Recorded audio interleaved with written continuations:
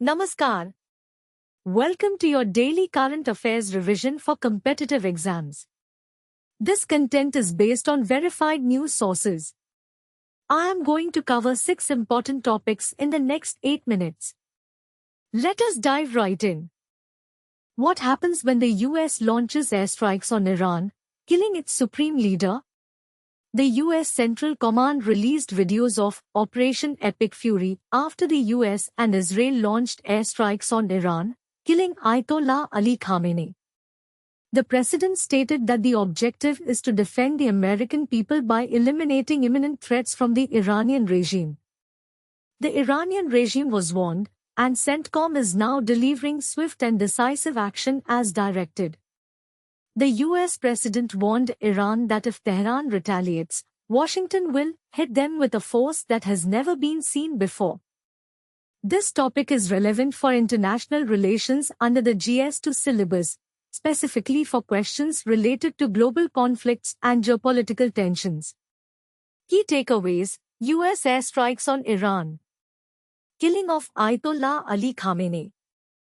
Operation Epic Fury. How can a single dose of a vaccine provide 93 to 100% effectiveness against certain types of cancer? India has launched a free nationwide HPV vaccination campaign for 1.15 crore girls aged 14, aiming to prevent cervical cancer. A single dose of Gardasil 4 provides 93 to 100% effectiveness against the HPV types responsible for cervical cancer. Cervical cancer is the fourth most common cancer in women globally, with around 660,000 new cases and around 350,000 deaths in 2022. In India, it is the second most common cancer among women, with over 120,000 new cases and nearly 80,000 deaths annually. This topic is relevant for science and technology under the GS3 syllabus, specifically for questions related to health initiatives and disease prevention. Key takeaways: HPV vaccination campaign. Gardasil 4 vaccine. Cervical cancer prevention. What is the significance of India's first semiconductor plant? Prime Minister Narendra Modi inaugurated the Semiconductor Assembly, Test and Packaging (ATMP) facility of Micron Semiconductor Technology India Private Limited in Sanand, Gujarat. This marks a significant milestone in India's semiconductor manufacturing journey. The plant will commence commercial production and shipment of the first made-in-India semiconductor memory modules. This development represents a major step forward in strengthening India's position in the global semiconductor value chain.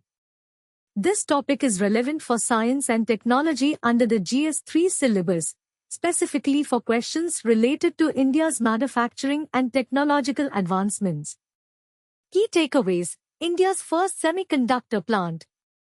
Micron Semiconductor Technology India Private Limited. ATMP facility. What are the implications of using AI in warfare? The Pentagon's dispute with AI company Anthropic over the use of AI in classified systems has raised questions about the ethics of AI in warfare. The company wants to embed safeguards in its technology to prevent its use for mass domestic surveillance or in fully autonomous weapons. The Pentagon has said that it has no plans to use the technology for those purposes, but the company's concerns highlight the need for a framework to regulate the use of AI in warfare. This topic is relevant for general studies under the GS4 syllabus, specifically for questions related to ethics and technology. Key takeaways: Pentagon-Anthropic dispute.